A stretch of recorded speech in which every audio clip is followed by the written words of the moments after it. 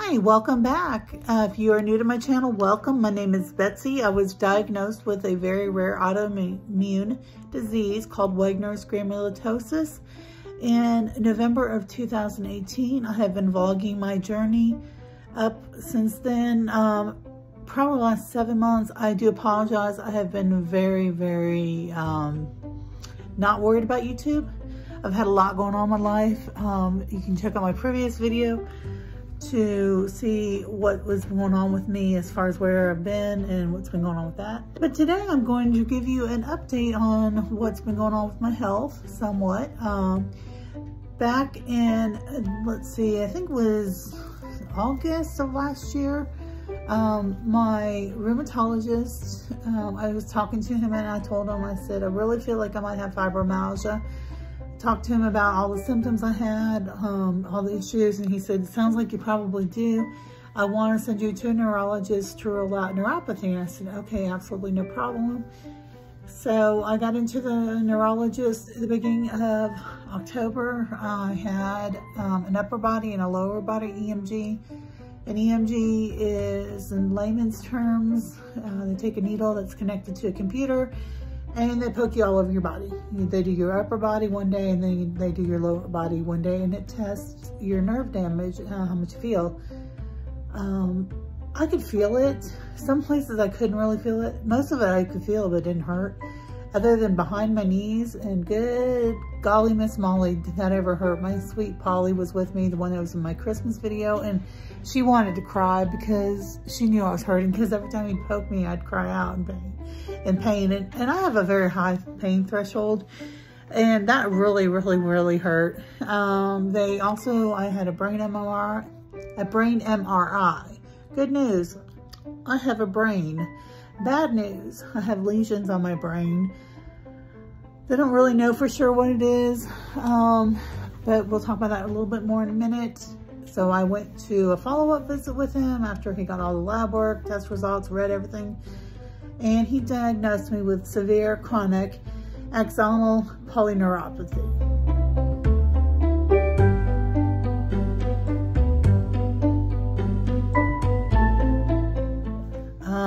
So I basically have the body of a 70 or 80-year-old woman. And so axonal polyneuropathy is, the ends of your nerves have something called axons. This is what I'm understanding per Google, and those are damaged. Polyneuropathy is multiple neuropathy, so I don't have neuropathy in just like my feet or my hands. I have it from my shoulders to my feet. I have not had any problems anywhere except from my waist to my feet until recently, which I'll talk about that in a minute. He said, you know, continue to lose weight, and his only concern, the neurologist, was you know, sometimes that can be a sign of multiple sclerosis, but he didn't feel like it was. I mean, I have no history of it in the family. I've had absolutely no symptoms of it. I don't have numbness that comes and goes. I don't have areas that are affected, like, you know, for weeks on end and then it goes away. I don't have headaches. I don't have migraines, thankfully. You know, there just didn't feel like there was much of a chance for that. The new neurologist I saw here in Arizona told me today that he is 100% sure I don't have it. The only way to really rule it out for sure is to do a spinal tap, and I don't want a spinal tap unless that's the absolutely only option I have for anything, because I've never had one, but I hear they're extremely painful, and well, I just don't really want to hurt any more than I have to. So anyhow, he did tell me that chances of me, he felt like he was 100% sure I did not have MS. He said you would have developed signs and symptoms of it in your early 30s at the latest, and I am 50 and I have no symptoms of it. So he really felt like there was nothing to be concerned about. I go back in November or October, November. I haven't scheduled it yet, but we'll do another brain MRI so we can compare to see if the lesions have gotten bigger, moved, changed, whatever. There's just a good chance they're caused by an autoimmune disease. So we'll back up to that. The neurologist also did a bunch of lab work on me, and turns out that not only do I have Wegener's, and it's not uncommon for people to have multiple autoimmune diseases. So that is not unusual. I have shown markers, so I have lupus, I have Wegener syndrome, and I have Hashimoto's. I went back to my rheumatologist. He said, we're not gonna worry about the lupus and the Wegener's right now because your treatment for the Wegener's is the exact same treatment we would give you for those. Hashimoto's is something that my endocrinologist deals with. I'm on thyroid medication now. They're adjusting it, you know, to kind of find that sweet spot for it. But yeah, so we've got that going on. So I went today to establish with a new neurologist. You know, I moved into February, so I saw my primary doctor in April, and then start the ball rolling for the dozen or so specialists I need. And I saw him. He was so nice. I mean, that staff was great. I have been very, very, very blessed to have always had great care. I've never had a doctor gaslight me. I've never had a doctor not want to listen to me. You know, they listen, they understand. I'm not making this up. I mean, honestly, who would make up stuff like this? And he did tell me that I do have fibromyalgia. I have fibromyalgia and the polyneuropathy, or axonal polyneuropathy. He said a lot of times those go hand in hand, forms of neuropathy. He said the neuropathy could have been caused by your autoimmune disease, by the Wegener's. It could, because I've been having issues for 3 years almost.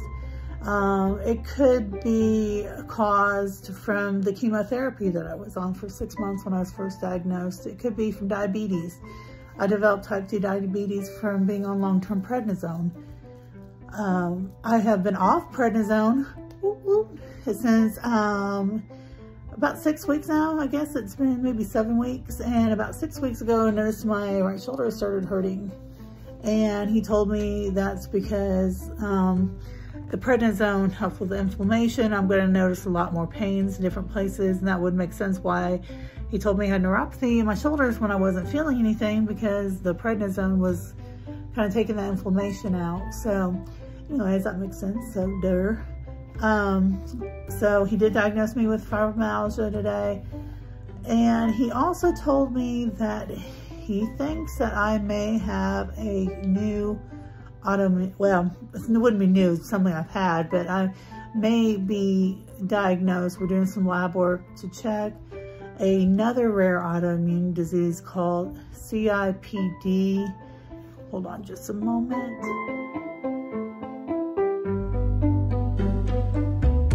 I'm just going to post a picture of the word because I can't even begin to tell you what it is. But anyways, it is an autoimmune disease that causes neuropathy or polyneuropathy. He really feels that I mark all the boxes for it. He said with your history, with you already having multiple autoimmune diseases, you know, we don't know for sure. I'll go back in 2 weeks and I will find out then what my lab work says. What if they think that's what it is or not, I don't know. But anyhow, you know, I'm getting answers. I didn't have a meltdown. Oh yeah, I gotta go back to this, as well as I have lower back problems. I don't have any back pain at all. But my doctor, my PCP in Illinois, I went to him because I was in a lot of pain still, and so he put me on 300 milligrams of gabapentin 3 times a day. It's a very low dose of gabapentin. It's a nerve medication. It was actually created for people with seizures, and so that's how they discovered, you know, lots of medicines have multiple purposes. It's not addictive, it's not a narcotic. And he put me on that, and he wanted to go ahead and have my back checked, reading the notes from the neurologist. So they did a back x-ray, and the nurse or the x-ray technician kept asking me, are you sure you've never had back surgery? I said, well, pretty sure I'd remember that. Which I know I've never had back surgery. And she's like, okay. And so he got the results and said, I want you to do a back MRI. So I had my back MRI done, and that came back, and he called me and told me that I have degenerative disc disease. I have degeneration in my L4 and my L5. I have a tear in my L5. I have sciatica, and I have osteoarthritis in my lower back. I cried.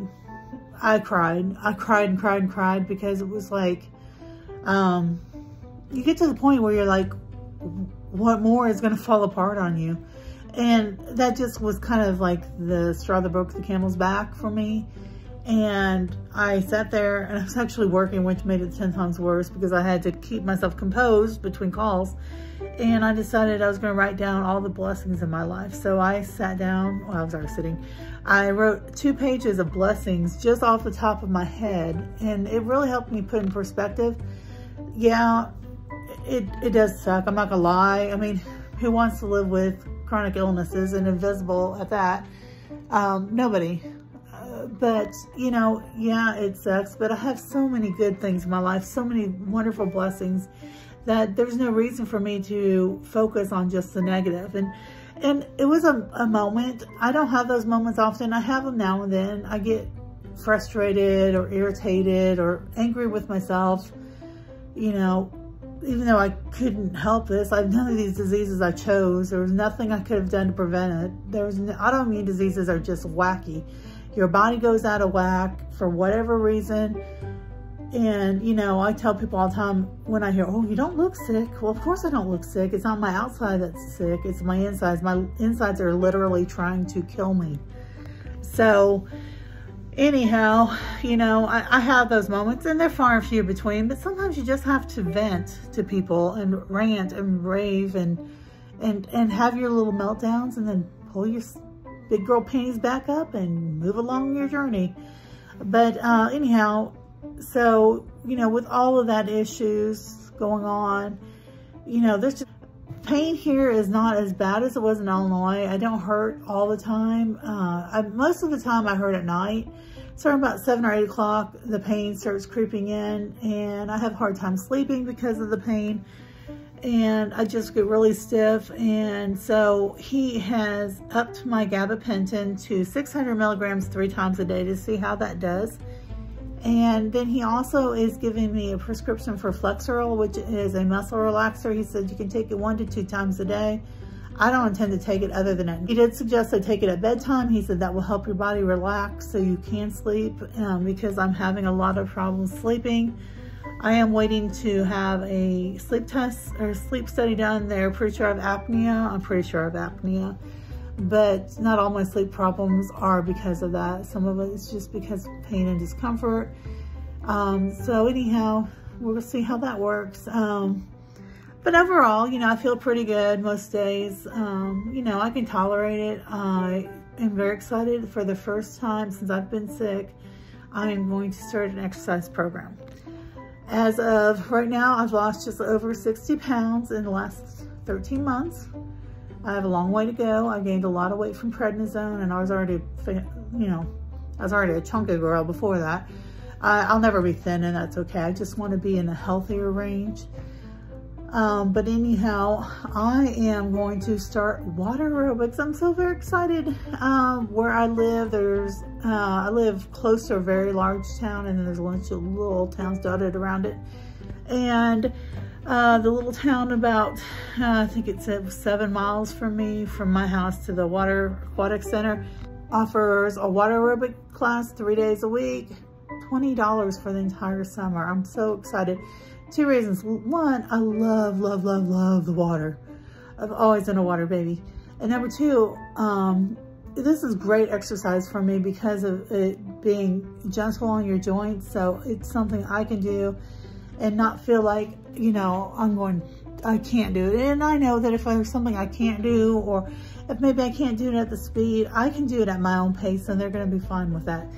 So I'm very excited about starting water aerobics. But yeah, so life is pretty good overall. My next appointment with my next specialist will be next month. I'll see my new nephrologist. So hopefully I'll be able to schedule a Rituxan treatment, and we'll look where that's at. We'll give you a little hint. My kidney function is really, really, really good. My creatinine level is normal. My kidney function's not, but it's much better than it has ever been since I've been sick. So I will talk about more of that next month. So I appreciate you guys listening to me babble per usual. I hope that I'm just able to encourage you that, you know, your life is not over when you are diagnosed with any sort of disease, chronic, whether it be chronic or temporary, whatever the case may be. Your life will be different, but different isn't always bad. You will have good days, you will have bad days, but that's life in general. I just really hope that you can see that there's a life that you can have, you know, and enjoy. And I really appreciate you guys. I'm getting really close to 800 subscribers. I cannot believe it. I never thought I'd even have 20. So I do appreciate you guys watching. I hope you guys have an absolutely wonderful day. And don't forget, not every day is good, but there's always something good in every day. And I'll see you next time.